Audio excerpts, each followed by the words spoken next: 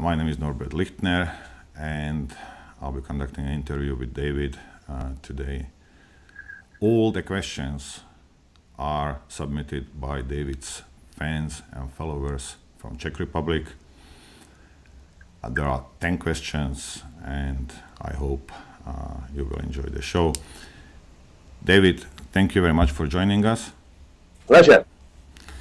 Are you looking forward to Czech Republic? Well, I am, not least because of what's gone before. You know, I started out doing what I'm doing 26 years ago, and it was a lonely place. There weren't many people interested in it. There weren't many people actually communicating information in any of these areas, really. There was no alternative media as we have it today. There was nothing like. And I had to go looking for audiences.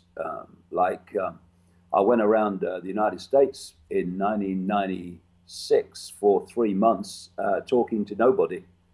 And then the first time I went around Australia, it was in the back of a little car, driving from and talking in the evening to the people that turned up. And it seemed an extraordinarily challenging task to get this other way of looking at the world out where people could see it. But what has happened over this last, over a quarter of a century has been amazing, because now I went around Australia, not in the back of a car this time, a few weeks ago, and New Zealand. I talked to full theatres. I just gone around America, New York and Los Angeles and San Francisco, and seen the reaction. And more than that, I have more and more people on the street all over the world wanting to talk about this information. And that is a real indicator of just how far it's getting out there. Not just the people that come to the events, but people are aware of what you're doing. And not just that, but the kind of people. You know, a long time ago, it was a certain kind of a person who was looking at the world in a different way and asking questions. And the vast majority of people were not. But now, people, if you like, from within the system, people with smart suits and ties are stopping me in the street, and they want to talk to me about this information. So it's extremely encouraging, and I'm going to be very interested to see the response around Europe, given what's happened up to this point. And you know, the signs are very good. I'm going to be talking in Italy and Romania very soon, after the Czech Republic, and the combined audiences of those two events will be 6,500, which is an extraordinary number. In a country, Romania, I've not been in before, but also to listen to someone talk for 10 hours, with breaks, of course, and lots of illustrations, but to talk for 10 hours on this information just is indicative that there is a change going on. I'm seeing it. People are looking at things they would have waved away and dismissed by reflex action before. It's very encouraging. Lots of challenging things going on in the world, all part of this plan that I've been uncovering and communicating, but still extremely encouraging compared with what it used to be like. All right, I have to jump onto the questions from your fans and followers in Czech Republic. The first question is everything what you present based on your own research, or do you cooperate with different insiders and informators as are David Wilcock or Corey Goody? No, I've never met David Wilcock. My way of doing things it can be summed up by basically how I started this. I didn't start it consciously. I'm going to do this. It basically came into my life. And to cut a long story short, through 1989, when I was a national spokesman for the British Green Party and a television presenter with the BBC in London, I had this feeling that throughout that year, when I was in a room alone, I wasn't alone. And it got more and more powerful and more tangible until eventually, through a series of coincidences, I ended up at a psychic's house, not telling her anything that was happening to me, but just to see if she would pick up anything around me, because I'd never been to a psychic before. But this presence was so powerful. And what I was told by that psychic over a couple of visits was that I was going to go out on a world stage and reveal great secrets, which was like extraordinary to me. I'm working for the BBC and I'm speaking for the Green Party. And that I wouldn't have to basically go and find the information. The information would come to me. It would just come into my life. It would be put into my mind and it would be put into my life. And from that time, we're talking now 1990, my life has just been this synchronistic experience journey of coming across information in documents, in books, personal experiences, meeting people, and endless different sources, which has been a bit like someone handing you the puzzle pieces to put them together. And it started out in the early 1990s with what you might call the five sense level of all this: names, dates, places, which I still do now, connections, secret societies, etc. And then it moved deeper and deeper in the rabbit hole, if you like, into some really far out areas, including the illusory nature of reality itself. And I use endless different sources, personal experiences, to put these puzzle pieces together. And that is the reason, Norbert, why I talk for 10 hours, because it's not that I like the sound of my own voice, but there are so many dots to connect, so many strands to form the web, that it takes that long to make A go to B, go to C, go to D, and for the picture to unfold. And you know, what makes you sure that you are connecting the dots properly, that you are doing it right? Well, the point is that I put the dots together as I experience the information, and then people make up their mind what they make of it. That's the deal. There is no other motive. What I've never done, and the last thing we want is another one of these, is say, this is how it is, you must believe it. What I'm saying is there are other ways of looking at the world. And here are many ways of looking at different aspects of the world. Make of it what you will. But you know, when you write in books in the mid-1990s, that this is the plan, and this is what is planned for the world, a transformation of human society, global society. And then they're now basically reading my books on the television news in daily events, and have been for some time. Then there is a cause and effect there. There is this is what was said, and this is what is happening. And this is one of the major reasons why people are turning to what I'm doing in such numbers now. It's because it has the credibility of what was said is happening. And it's not just me. You know, when you look at different people, whether it's Aldous Huxley, Brave New World, whether it's the 1984 author, Eric Blair, George Orwell, his writing name, or whether it's someone that I'm quoting in these events, a Rockefeller family insider from 1969, they have all described the world that we're in now, and we're moving into even more, all those decades ago and been extraordinarily accurate.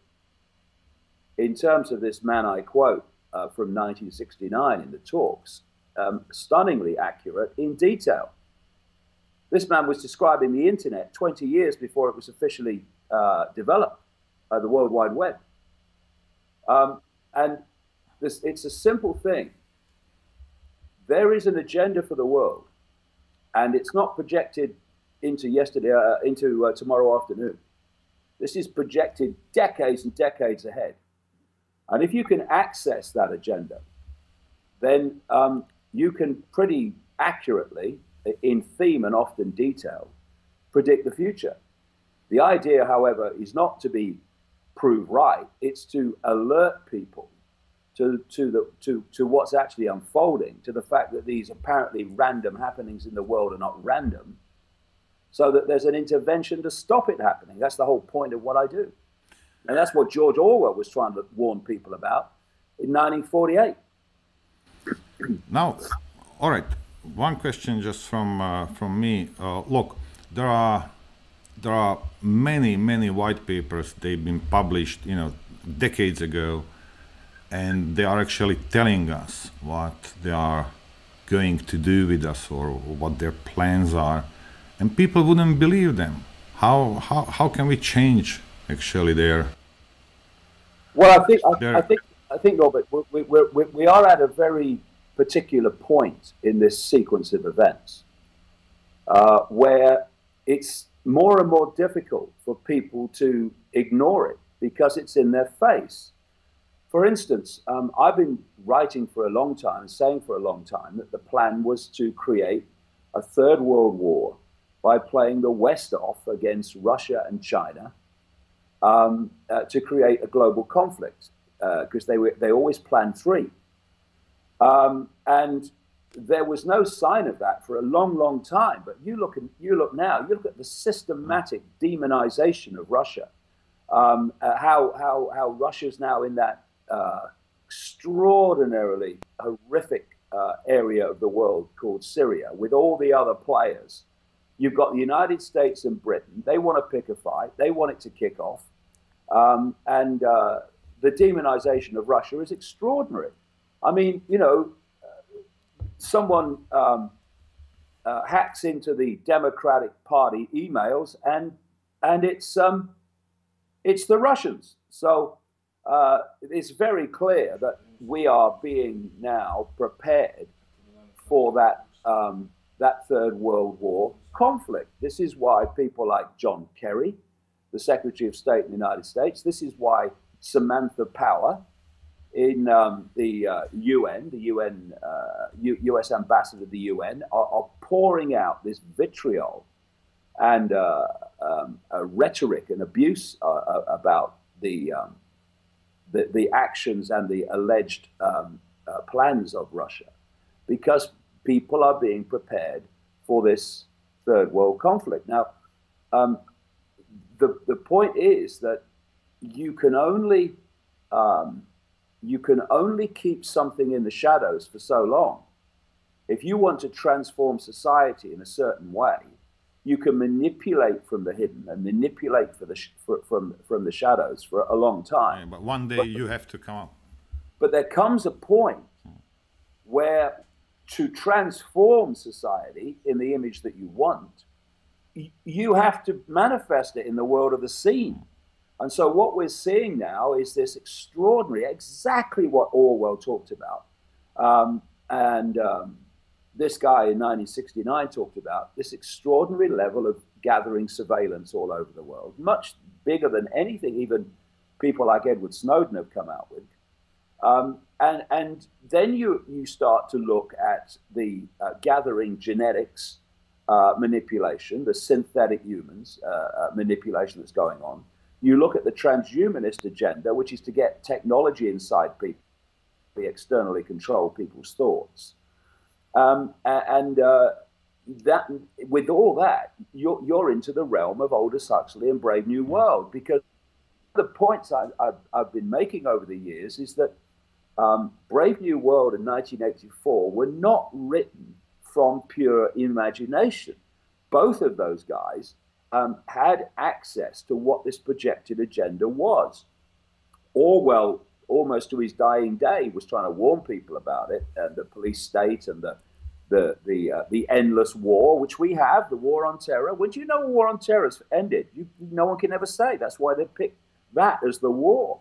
And then you've got what Aldous Huxley was talking about, also drugging people to keep their minds under control. I've just come back from America, where the drugging of children as a matter of course is extraordinary. It's straight off the pages of 1984.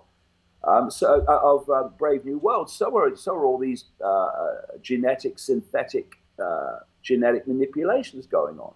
So it's getting harder and harder. And this is absolutely the reason.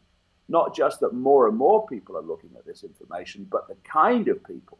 It's because you really are going to have to go into a serious level of denial, not to see that the world is changing in very clear ways, and where the direction of the world is going. All right, can we get back to the questions? The next question is, could you name some people whose works you would recommend to study for better understanding the world and what is going on behind the scenes? Well, I think if you put Brave New World and 1984 together, you've got the basic picture, and more confirmation that this has been going on and projected for a long time. Brave New World looks at the genetics manipulation, the creating of children not through procreation, but through laboratory means, which is exactly where this synthetic genetics is going. And George Orwell was looking at the police state, the surveillance, and the endless war. And it's interesting that Orwell and Huxley knew each other. Orwell was taught French by Huxley at the elite Eton College, where the royal children go. So they had access to some of these inner levels where this knowledge of this agenda is held. And there are, I wouldn't pick out anybody in particular. I mean, what I do, and I recommend others to do, is just use your own intuition about what books you read, and use your intuition on what you accept within those books and what you don't. We have to take our perceptions back. This is absolutely crucial, because as I will go into very early on in the event in Prague, people need to take a breath and look at why people think the way they do. And when you break it down, basically you enter this world as a child, a baby, and immediately, wham, you are in a perception programming situation where your parents influence your perceptions because of what they've downloaded from the system you're about to go through. Then you go through an education system, which is basically a download of the state's version of reality of everything. You have peer pressure to conform to those norms that we are told are real and normal. And you're mad or crazy if you don't. You have the mainstream media and much of the alternative media pouring out this same basic version of normal. And when you break it down, what we're told is reality. What we're told is the world. What we're told is the reality we're interacting with. Never mind what we're told about world events is absolute nonsense. And so when you have a situation where throughout your formative years and then on into adult life, you are constantly being bombarded with the same version of normal, basically, And it's a normal that operates in a stunningly narrow band of possibility. And the vast majority of people download it and therefore go through their lives believing it to be real when it's not. It's nonsense. And this awakening that's happening now is that more and more people are actually looking at this normal, what I call the postage stamp normal, and they go, well, hold on a minute. Maybe we should have a look at this.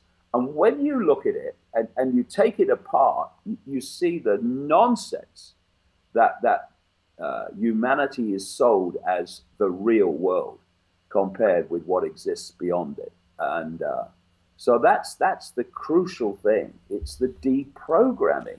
David, not to believe what I say, not to believe what he says or she says, but for people to take their own perceptions back.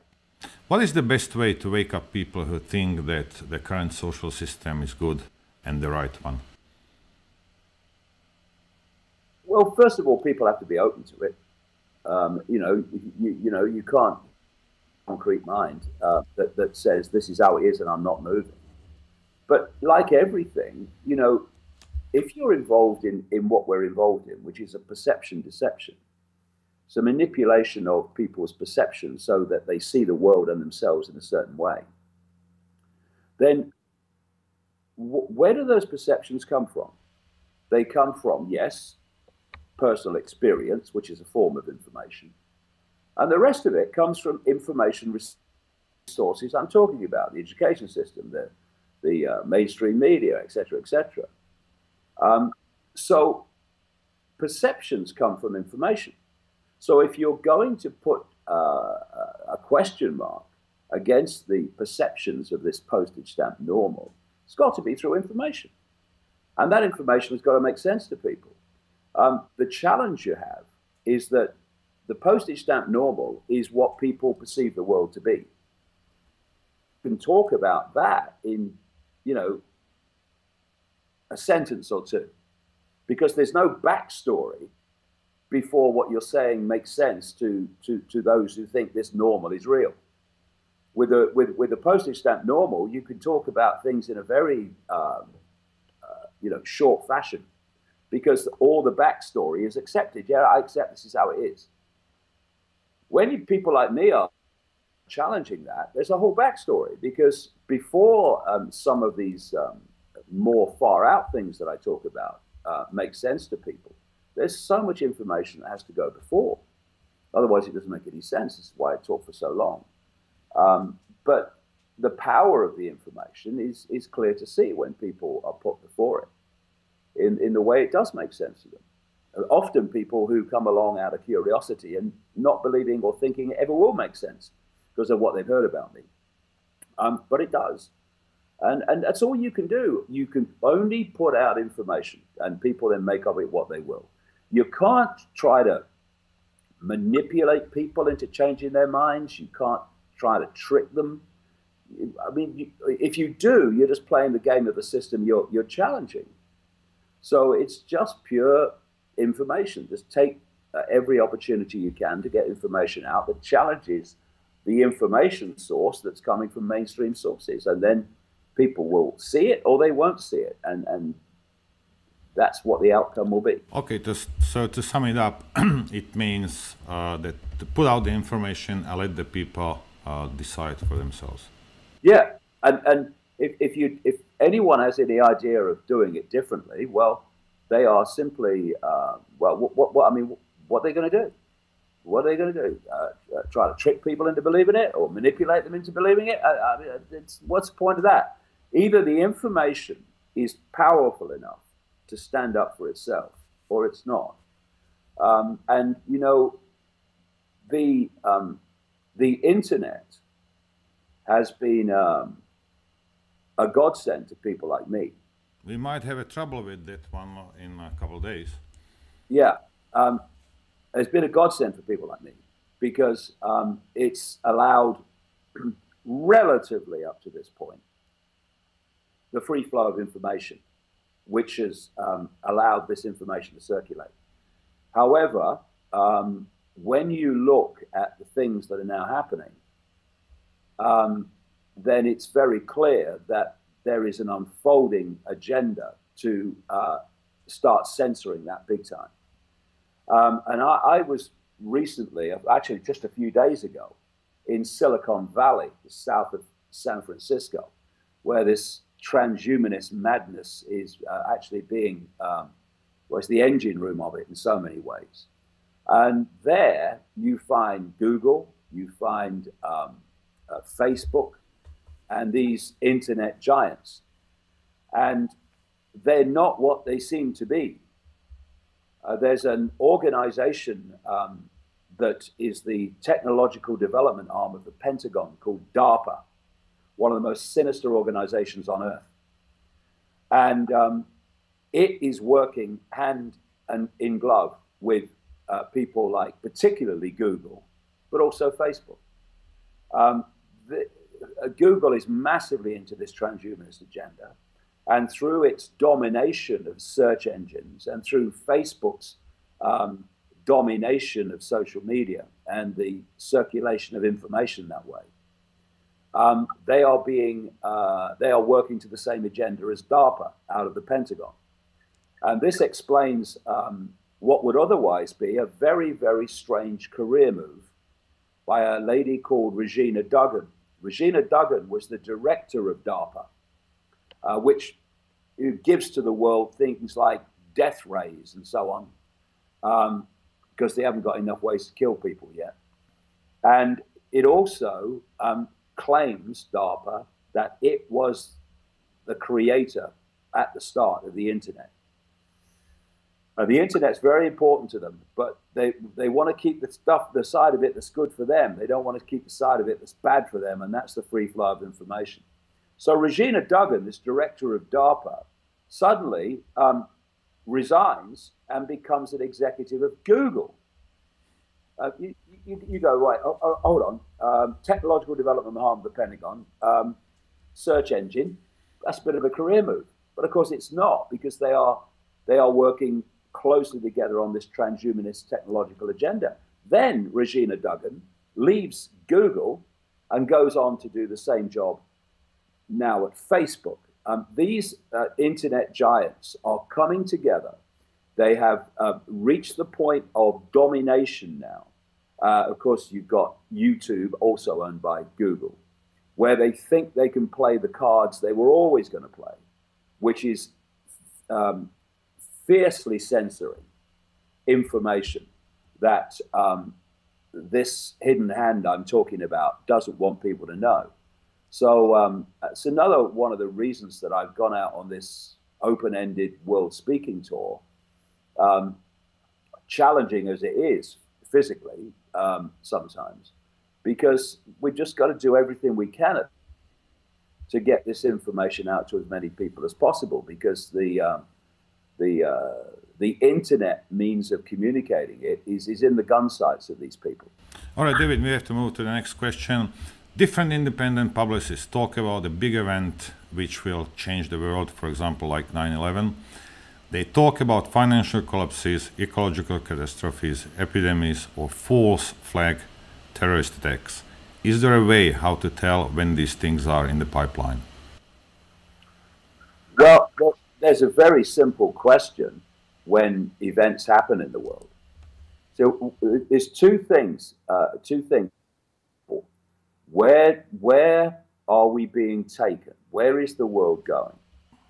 And what I do in these events is set that out really early on. And then once you know that, and basically it's a centralized fascist dictatorship with less than 1% at the top of the pyramid, everyone else at the bottom of the pyramid, and a fierce, merciless police military state actually, in between the two to hold that status quo ongoing. So once you've got that in mind, and obviously there's more detail, then it's a simple question when events happen, whether it's a terrorist attack, whether it's a banking crash, whatever it is, a war. Who benefits? Who benefits from this event happening? Who benefits from me believing the official story of these events and why they happened and who did them? And when you ask that question, who benefits in the light of these things, then again and again and again and again and again, and I can say it endlessly because that's how many times it's happened to me, you see that those who benefit from them are those that want to take this world further down the road to this structure I've just described, what I call the Hunger Games society. So look at what is happening every time there's a terrorist attack. There are more laws on surveillance. There's more laws on communication of information. There are more armed people, police on the streets. Sometimes, often, increasingly now, troops on the streets. And what is that doing? That's moving us more and more to this police state within that structure that I'm talking about. David, have you noticed that a couple of days ago in Switzerland, they voted in the referendum for bigger, full surveillance of the government, of the their secret agents over the people. But I was talking about this on my radio show, and I tried to explain that the terrorists are actually communicating different way, not the way the normal people do. So this won't affect their communication. But have you noticed that the Swiss voted for the surveillance on themselves? No, I didn't notice that because I've been traveling. I've just been coming back from America in the last 3 days. But it absolutely makes sense because there is a technique that I've called for a long time, problem, reaction, solution, and this is how all these events play out. You want to change society in a way you couldn't do just by announcing this is what we're going to do, because what you want to do is so extreme that people will say we're not having it. And why are you doing it? Well, there's no point. There's nothing. We don't need it.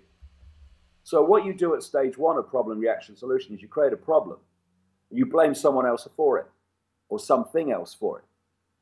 You then get the mainstream media, easy, to basically tell the people the official version of that happening. And at stage two, you want a reaction from the public. And that reaction is all based around a 4-letter word called fear. Once you get people in a state of fear, they will give their power away to that which they think can protect them from what they've been manipulated to fear.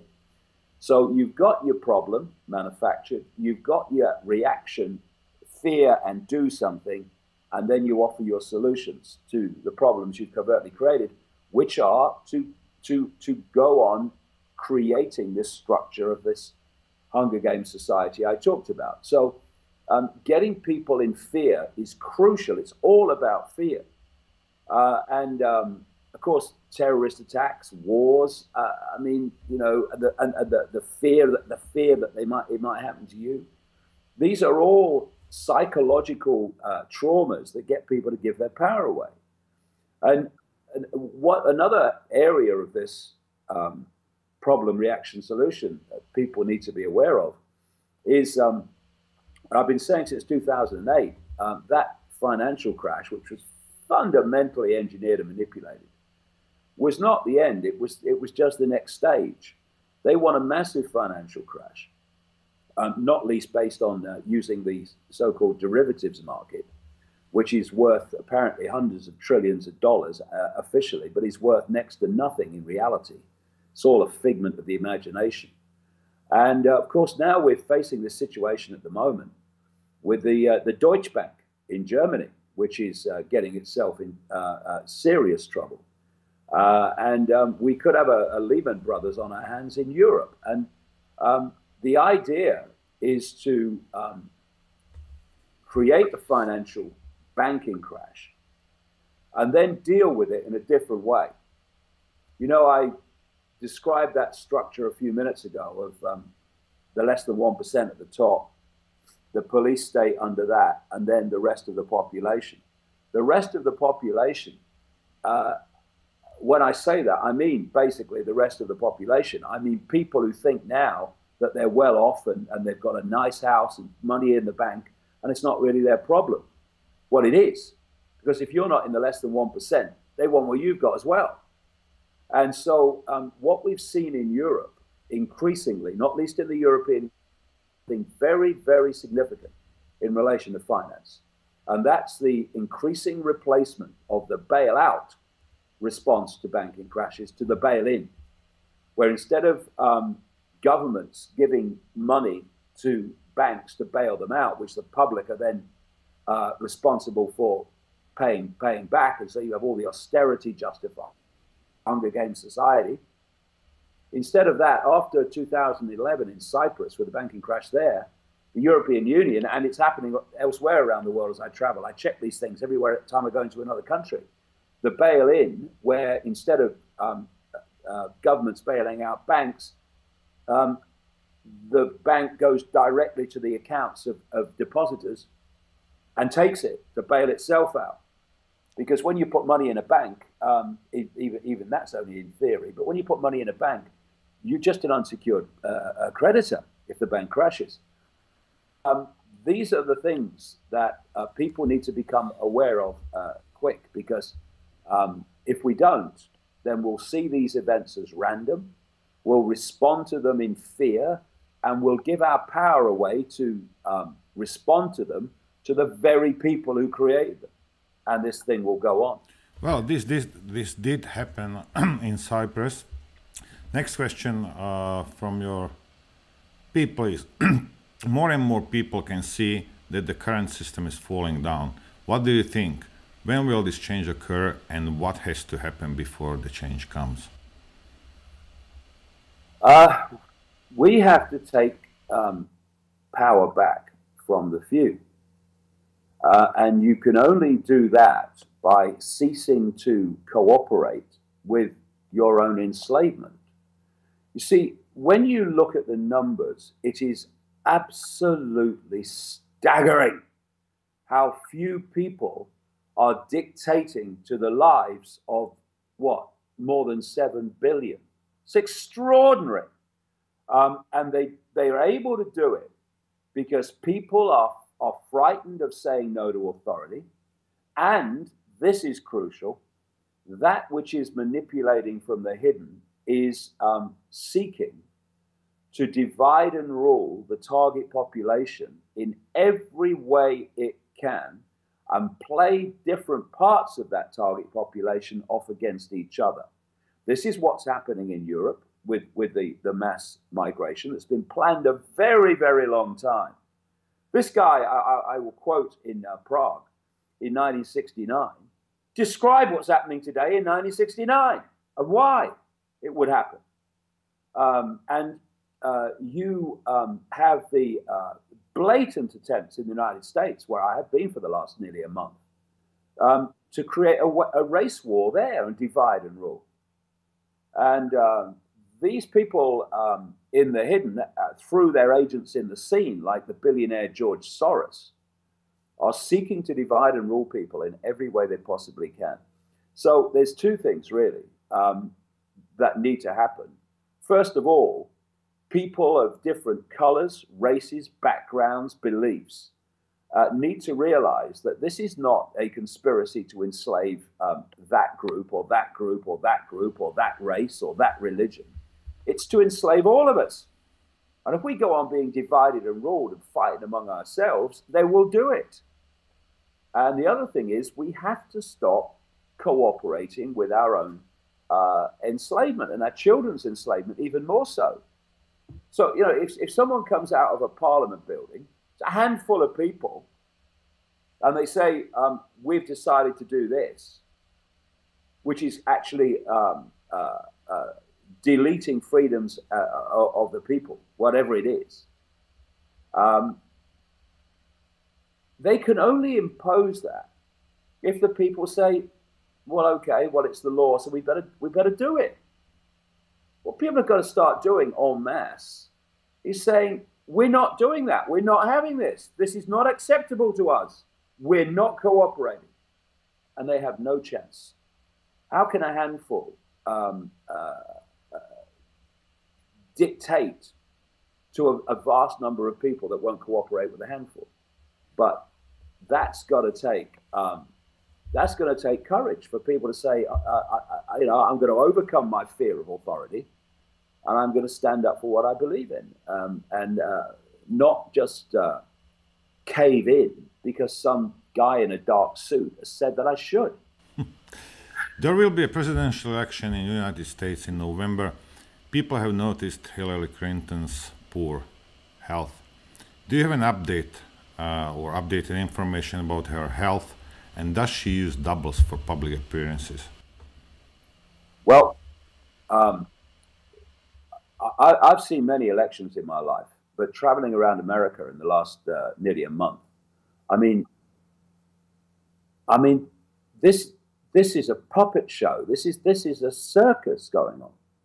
You know, we've got 320 million Americans, and they've been given a choice because the way the system is rigged. They've been given a choice between a lady who I've been tracking since the mid-1990s. You know, I published a book in 1995 called "And the Truth Shall Set You Free," which gave chapter and verse of the background to the Clintons, including even then the size of the body count, the number of people who had things on the Clinton or had crossed the Clintons who were suddenly no longer with us. And that has gone on and on and on. At least 4 people connected to this, outrageous scandal of the way the Democratic Party manipulated the candidacy to Clinton over Bernie Sanders. At least 4 people connected with that and exposing it are now dead. It seems you cross the Clintons and you suddenly have this overwhelming desire to commit suicide. And you've got this extraordinary level of corruption with the Clinton Foundation, where she's supposed to be standing as the first woman president, the emancipation for women. And one of the biggest donors to the Clinton Foundation is the Saudi royal family. Yeah, they believe in emancipation of women. And then you've got, as you point out, this health situation. I mean, you know, it's widely talked about in America, but not by the mainstream media. Not by the mainstream media, except to discredit any idea that there's a problem. But she's clearly got some kind of brain function problem. And they hide it by saying she's got pneumonia or she's overheating. I was in New York. I mean, you know, I'm well known among my family for having a thermostat that doesn't really work that great. I don't like it very hot and I don't like it very cold. And New York, when I was there, was very, very hot, except on one day when it was just like an English summer's day. And that was the day, and I was very close to where it happened. That was the day that Clinton was supposed to have overheated and almost collapsed. Oh, she did collapse. Yeah, she did. And the idea it was overheating, of course, that didn't stand up. So they then came out with the pneumonia and all this stuff. But the thing about Hillary Clinton is that she is a representative of this hidden hand, absolutely down to her fingernails, her DNA. And thus, the reason they want her in, ideally, although Trump will do for them, is because she will not only do whatever they want, but she will do it with gusto and want to do it. No manipulation necessary. And her first priority, if she gets into the White House, will be to push on this series of events to World War III. She's already doing it in her election campaign while I was out there. Over and over, she will have Putin and Russia as the demon in her narrative, in her speech. And then you've got on the other side, you've got Donald Trump, who's supposed to be anti-establishment. Well, his whole career has been interacting with these establishment figures. And both of them are on their knees to Israel. So that's the Palestinians stitched up for another term. And both of them believe in increasing the bombing in Syria and creating what they call no-fly zones. Both of them say that. So then you have the chairman of the Joint Chiefs of Staff at the Pentagon this week on Capitol Hill saying that, yes, they could introduce safe zones, so no-fly zones, in other words, where only the US coalition can fly. So it's not a no-fly zone, really. It's a no-fly for people we don't like zone. But he said on Capitol Hill, this chairman of the Joint Chiefs of Staff, yes, we can have a no-fly zone, but it will mean going to war with Syria and Russia. So Clinton's the one they want, but Trump's perfectly acceptable to them. Now, speaking of the censorship and speaking of Hillary's health, I don't know whether you know about it. On Monday, Michael Savage, and God bless the guy, I like him, he was taken off the air, 400 affiliates in the United States, because of him talking about Hillary's health. Have you heard of it? Yeah, I caught that. I caught that story just before I left Los Angeles. See, this is another classic example of censoring that information which will challenge the official narrative. And this censorship is increasing all the time for a very simple reason.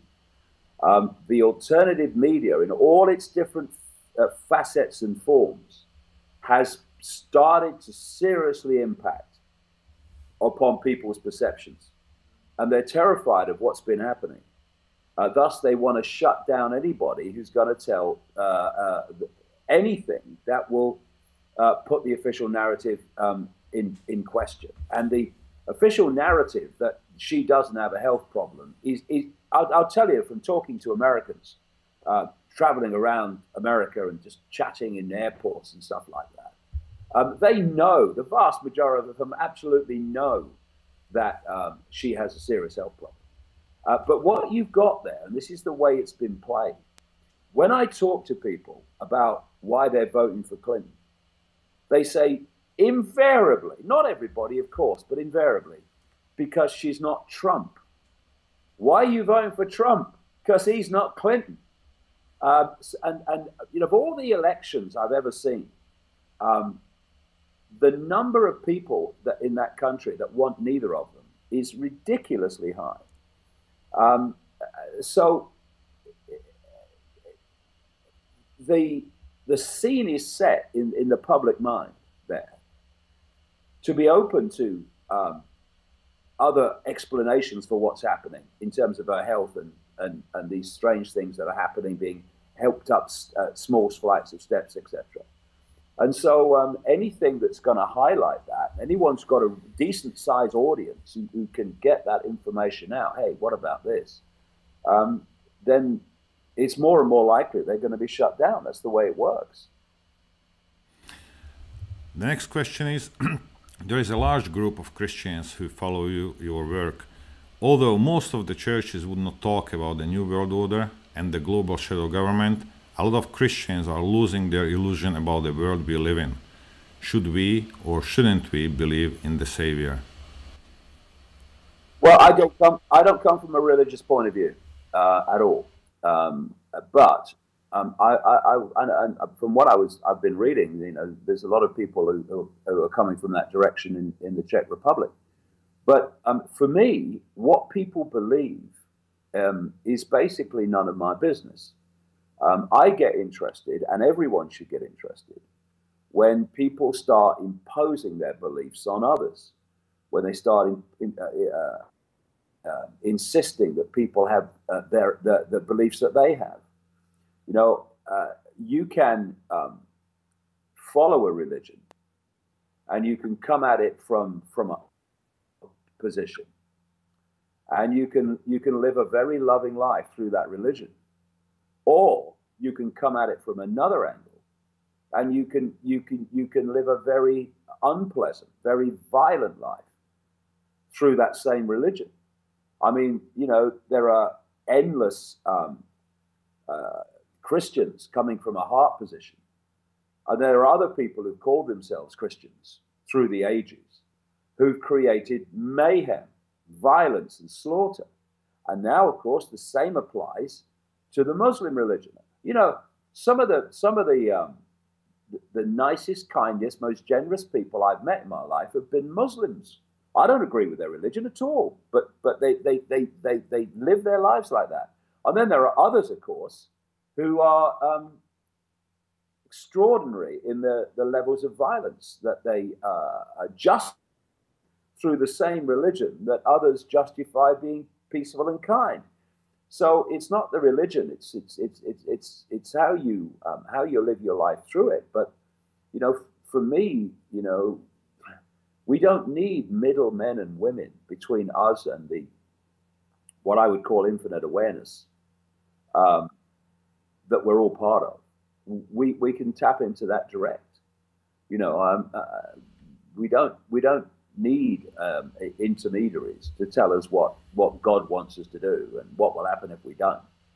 We can tap into that greater self, that greater reality, without having someone in between acting as a go-between. But you know, people live their lives. They believe what and do what they like. It's the imposition that I challenge. And you see the imposition. You see it purely in statistics.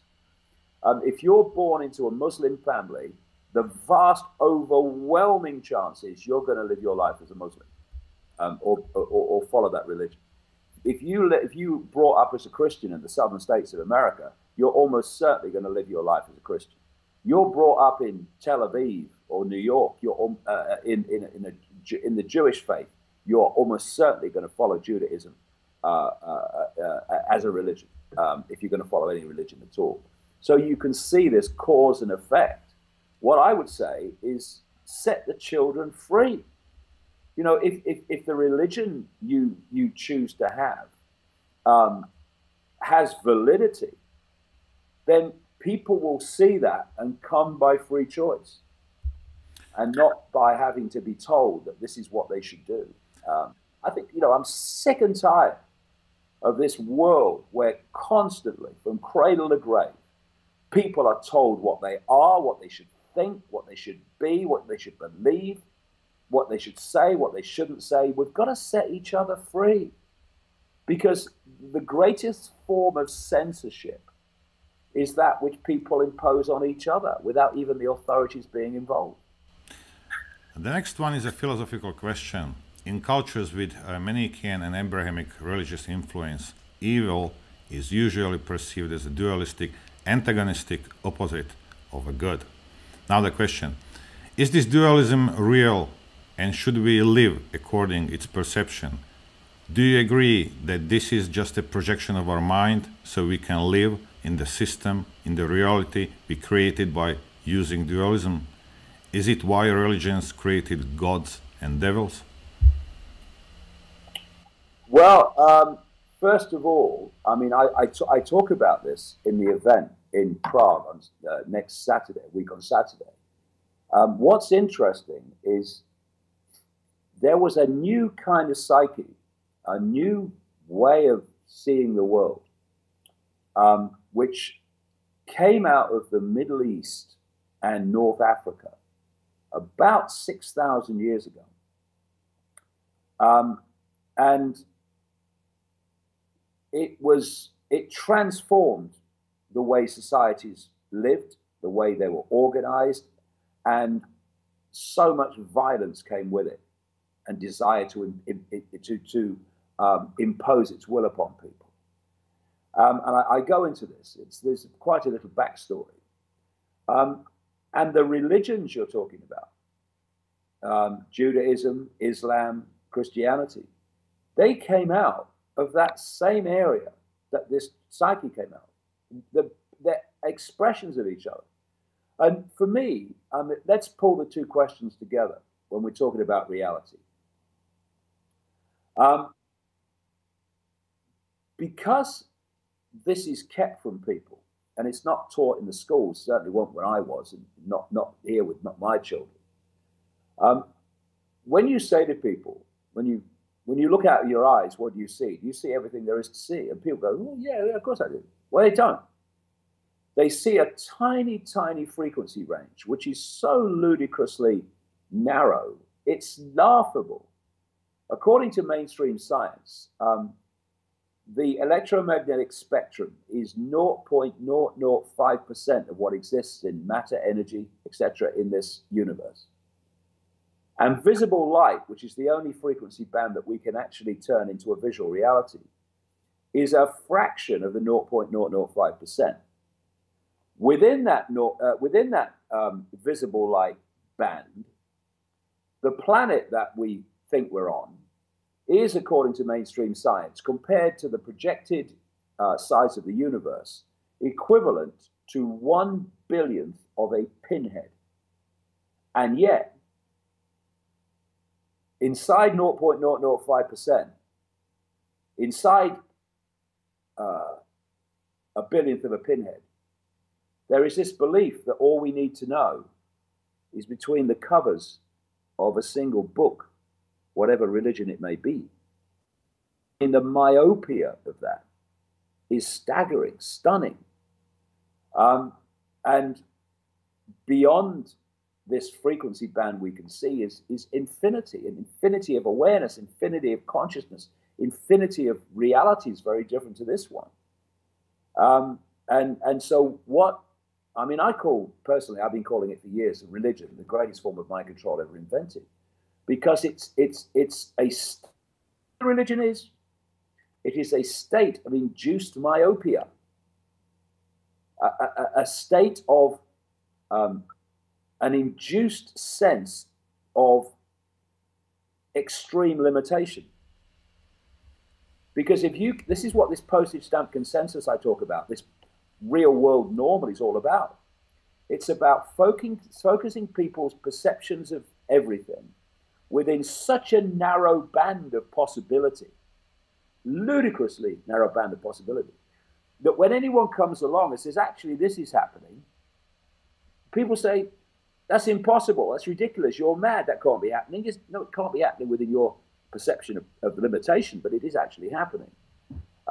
And religion has played a major part in putting people in these states of myopia, where anything beyond them is dismissed, and people have, how many people through the centuries have been burned at the stake, beheaded, whatever, right up to present day, because they had a vision of possibility that was outside the covers of a single book.